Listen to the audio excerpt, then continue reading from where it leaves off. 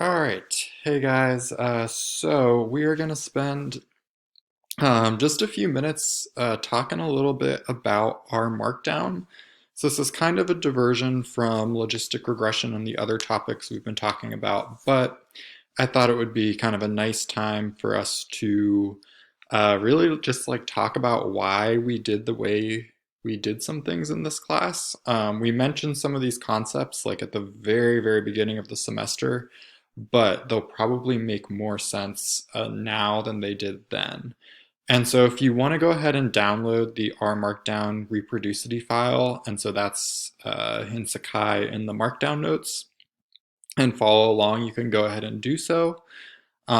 If not, that's totally fine too. But we are kind of lumping this in with stuff for quizzes 10 and 11. And so basically, one huge reason that we're using R Markdown in this class is because it makes this concept of doing data analysis in a reproducible way a lot easier than it is without using R Markdown. And so we're defining reproducibility. I just think of it as can someone else perform the data analysis that you did exactly. So if someone wanted to, like, you could think about your car data set. So you had analyzed and compared a couple of cars. If someone had that data, would they be able to do exactly what you did? And if you're using R Markdown, then it makes it a lot easier for that answer to be yes. And so to think about reproducibility, it's kind of helpful to think about something that's not reproducible. And one thing that I thought of or you should take a second to go ahead and pause and think of something that we've done in class that you've worked on that isn't reproducible code.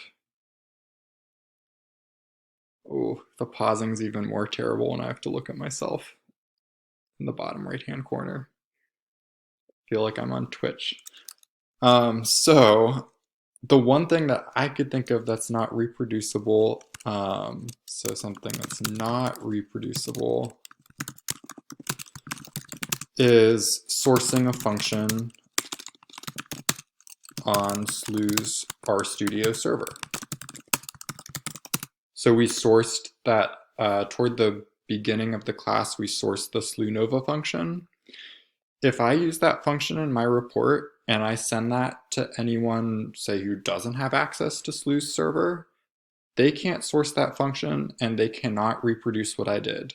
Therefore, it's not reproducible.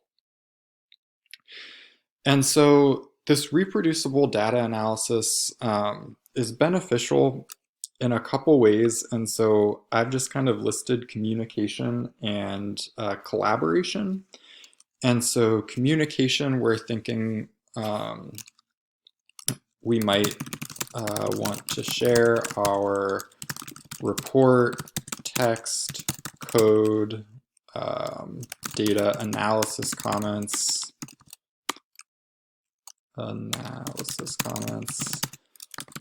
with someone else.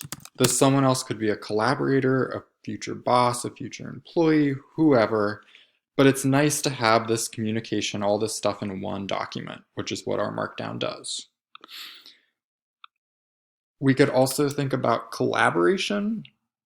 And so you could think about collaborating with others. And you could think about collaborating with like your future self, who's not going to remember exactly what you did 5 years or so ago. And so collaboration, our Markdown is really nice, especially combined with using R projects, which is what we've been doing. And so for most cases, just if I give someone a folder with my .rproj,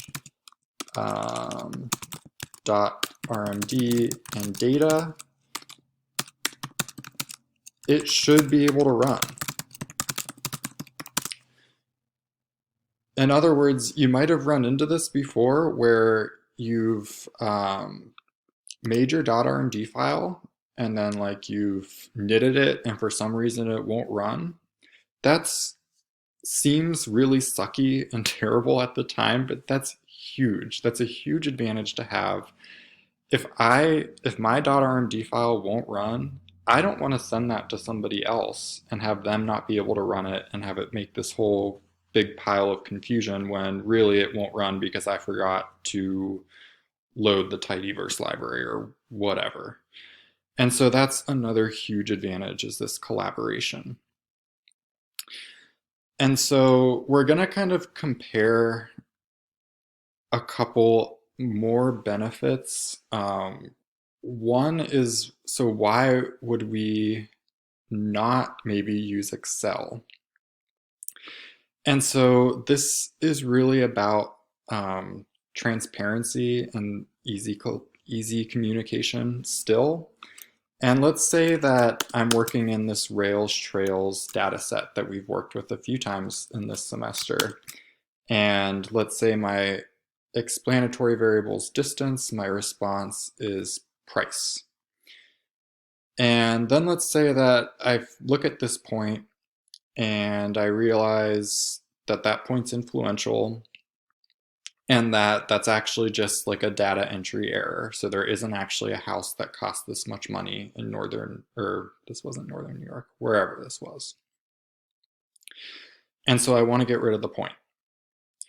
If I'm working in R, then I can do that. And we did that with subset. And then we just remade the graph. And that's totally fine. You could do the same type of deal in Excel. And so I've kind of pulled in the data set into Excel. And ooh, you're seeing on display how I really don't like Excel. So you're seeing how little I really know about it. And I have to scan for this house kind of manually. And so it's in line 98. If I didn't want to include it, I could delete this row. The problem is that's not really transparent anymore. I could, if I wanted to, I could like make a note somewhere that I deleted a point or whatever. And if I'm really conscientious, I would remember that I made that note and then I would like come back to it and put it in the report. But that's kind of a big risk. With R Markdown, everything is just like here on the screen. So if I got rid of that point and I send this file to them, they could see that I got rid of that point. Be even better if I commented. Got rid of point because it was a data entry error. So it just makes this data transparency a lot just easier. The last thing we're going to talk about is why we're knitting to HTML, even though it was like a huge pain in the ass for a little bit, and why we're not knitting to Microsoft Word.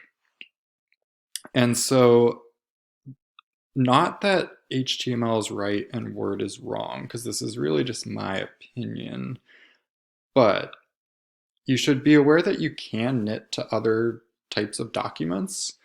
And so if I knit this to HTML, I'm going to keep that there. And then if you click this little arrow up here and then click this knit to Word,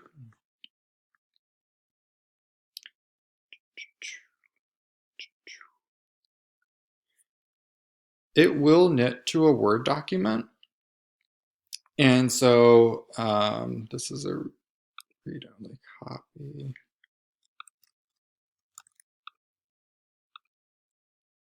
Okay, and so it will knit to this Word document, and it will include the graphs and the tables just like it would for knitting to HTML.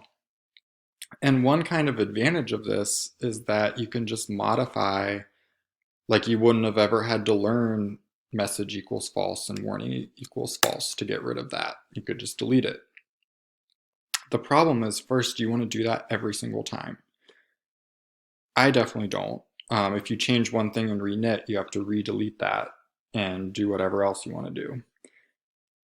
The other thing is that it just doesn't look as nice. And that's what really bothers me, is that the Word report, even if you just compare the tables, like the HTML table just looks so much cleaner to me than the Word table. And so that's another big benefit of using HTML instead of Word. It looks fancier. It forces you to learn the R Markdown controls like eval and echo and all that without having to manually do it in Word each and every time you knit a document, which it would be just awful. And so that's why we've, throughout this whole semester, always knitted to HTML. Look at how pretty. The word's so ugly. It looks terrible. That's that's an exaggeration, by the way. Plenty of people knit to Word, and it's totally fine. You could also knit to PDF, which is what I do for our note sheets that we fill out in class. Okay, so hopefully, I mean, the goal of this was just to make a little bit more sense about why we've done things the way we've done things in this class, and just to give some reasoning behind it. Hopefully that makes sense, and hopefully this kind of idea about reproducibility and some of the benefits that R Markdown offers makes sense as well. But of course, let me know if you have any questions about any of this stuff. You could probably tell by the fact that I sound like an R Markdown salesman that I love R Markdown. I think it's fantastic and easy to use and has so many good benefits. So, okay, that's enough about that. Have a good afternoon or evening or whatever, and let me know if you have any questions.